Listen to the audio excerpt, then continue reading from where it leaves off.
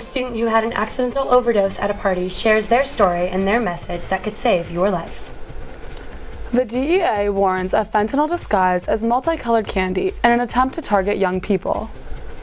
And we'll show you how to properly test drugs for traces of fentanyl. See It Live starts now.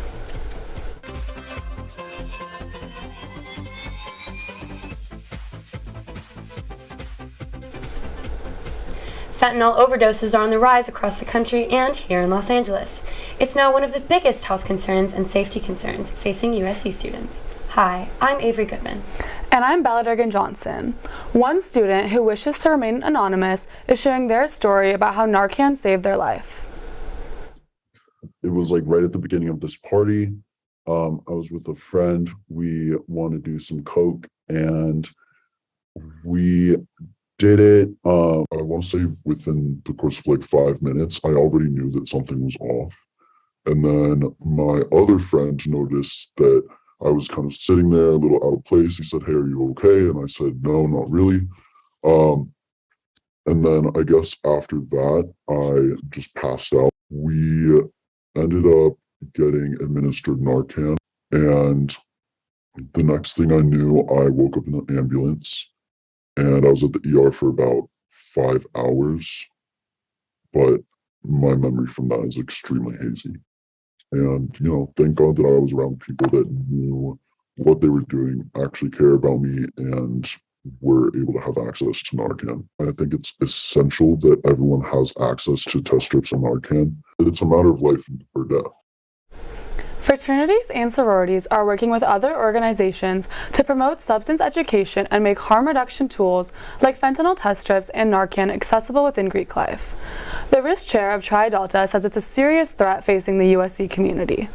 We do have fentanyl test strips located, and all members know where to grab those if needed, as well as Narcan that we have just in case if people need to use that or administer to someone else. I've heard that all houses do have Narcan in their houses as well, so if anyone ever needs it, they have it on hand. Students can buy Narcan at the USC pharmacy in the student union. When someone overdoses, it can affect everyone around them. Michelle Leopold is an advocate for the One Pill Can Kill campaign. She began speaking out after her son passed away in 2019. My son Trevor died when he was 18 years old, and now I am his voice around it's not just pot and one pill can kill. When Trevor died, then I knew, Jeff and I literally that day, that minute that we found out, we said, we can't be quiet about this. Bottom line, he's always going to be my son. Whether or not he's on this earth or not, it doesn't really make a difference. I still talk about him, and I'm happy to share his story to hopefully save other lives. According to the CDC, more than 150 people die every day from overdoses related to synthetic opioids like fentanyl.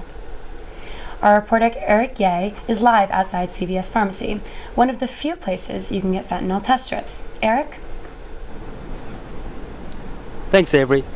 I'm here at the CVS Pharmacy out on Figueroa Street because it's one of the only places where students can get a fentanyl strip test.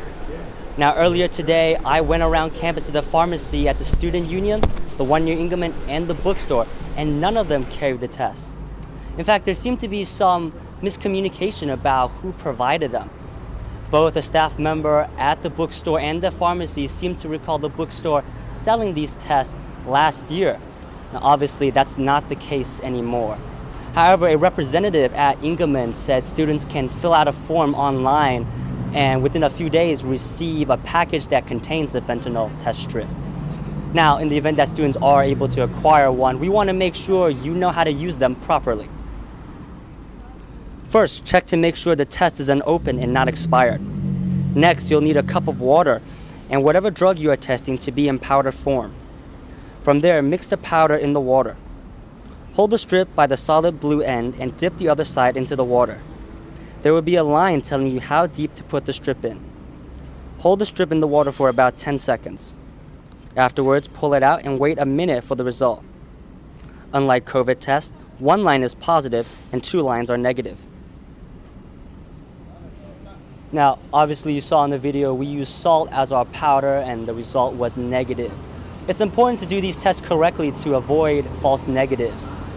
And Bella, with the recent rise in fentanyl overdoses, it's concerning that USC does not readily provide these tests for students. Reporting live for Annenberg Media, I'm Eric Ye. Back to you in the studio. A campus organization here at USC is trying to prevent fentanyl overdoses. It's called Team Awareness on Combating Drug Overdose, or TACO for short. Members say the goal is to make sure students know what they're putting into their bodies. So the USC chapter now does several stands throughout the week that provide free fentanyl test strips to students. So that's why at TACO, we really encourage everyone that if you are going to use a drug that did not come from your pharmacy, it has to be tested for fentanyl, because in this day and age, there really is no way of knowing whether or not it does contain fentanyl, because we've seen it in just about everything recently. For more information on how you can get free fentanyl testing strips, visit tacoinc.org.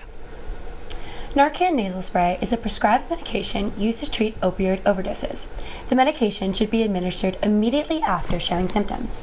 The nonprofit LA Community Health Project teaches overdose prevention as well as how to respond. So if they are indeed overdosing, then you can go ahead and administer the first dose. So you take the nozzle, tilt their head back, and you put the nozzle all the way into their nasal cavity, and you just press the plunger all the way up. One dose, that's it. At that point, you can call 911.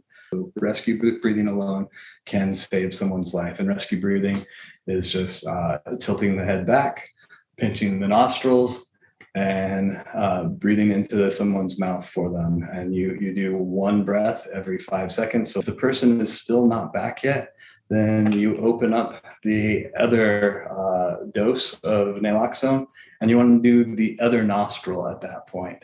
The reason we do the other nostril, you don't know what's going on in the first nostril. Maybe there's mucus, maybe it's caked with a snortable drug. Fentanyl, now produced in colorful pills that look like candy, has led to accidental overdoses for teens unaware of what they are taking. The new rainbow-colored version of the synthetic drug fentanyl is being used to target children and young adults. According to the DEA, it is a deliberate effort by drug traffickers to increase addiction in young people. Rainbow fentanyl can differ from other versions because it can appear in different shapes, sizes, and colors. Experts say that the difference in appearance, the drug any form, can be dangerous and potentially lethal. According to the CDC, deadly drug-related overdoses in the U.S. hit a record high in 2022 and now account for more deaths than car accidents and guns. Between 2021 and 2022, more than 103,000 people died from drug overdoses nationwide. About 75% of those involved opioids. Here in LA County, methamphetamine and fentanyl were the two biggest killers, accounting for about 250 deaths in 2020. Nationwide, doctors in the U.S. still prescribe more opioids than any other country. That's despite years of declining opioid prescription rates. In 2020, 142 million opioid prescriptions were provided in the U.S. About 10 million people admitted to abusing prescription opioids. Of those, 1.6 million said they developed an opioid use disorder. Starting education of doctors and nurses and other people in healthcare about other ways to manage pain. The government needs to do more with rehab and more availability for patients who are currently having opioid use disorder, so that when they want to have treatment, they're able to have it. According to the CDC, over 25% of patients receiving long-term opioid therapy struggle with addiction. An organization called The Haven at College was founded in 2013 to help USC students recover from substance abuse. They have an outpatient center at USC that allows students to stay on campus during their recovery. The Haven at this time is an intensive outpatient program. We treat students for both substance use disorders as well as general mental health. In most cases, we're seeing, it's a combination of both. We offer a hybrid model right now where students can come in person as well as join via Zoom for telehealth. The Outpatient Center for the Haven is located near the intersection of West 34th Street and Truesdale Parkway. To find out more information about the Haven, go to thehaven@college.com. There are many warning signs that you or a loved one may be dealing with an addiction. Drug addiction can start with experimental use of a recreational drug. The risk of addiction varies by drug, with opioids having a higher risk. The Mayo Clinic recommends seeking help if any friends or family feel intense urges to use drugs, become distant from family, work, or responsibilities, take more drugs to feel the same effect, spend money on drugs they can't afford, or are unable to stop using drugs on their own.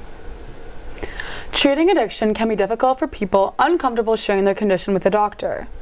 That's created a market for apps that connect people to peers who can help them recover. Some of the most popular are Pair Reset O, Sober Grid, I Am Sober, Sober Works, and Recovery Today magazine. These apps provide services like peer support, therapeutic intervention, sobriety tracking, and contact with counselors in rehab facilities. From everything I've heard from people at USC, I know that there's a lot of boundaries for getting help, whether it be with mental health or anything. And I think that hearing that there's all these apps that kind of put aside all those financial barriers and also maybe emotional barriers that come with seeking help is a really good thing to hear. Right, I feel like the financial burdens and just kind of emotional burdens that people have about getting help will be lifted with the use of these apps, definitely. Well, thanks for watching See It Live. From everyone at Annenberg Media, I'm Bella Durgan-Johnson. And I'm Avery Goodman. For more coverage, watch and subscribe to our YouTube channel at youtube.com/Annenberg Media. Good night.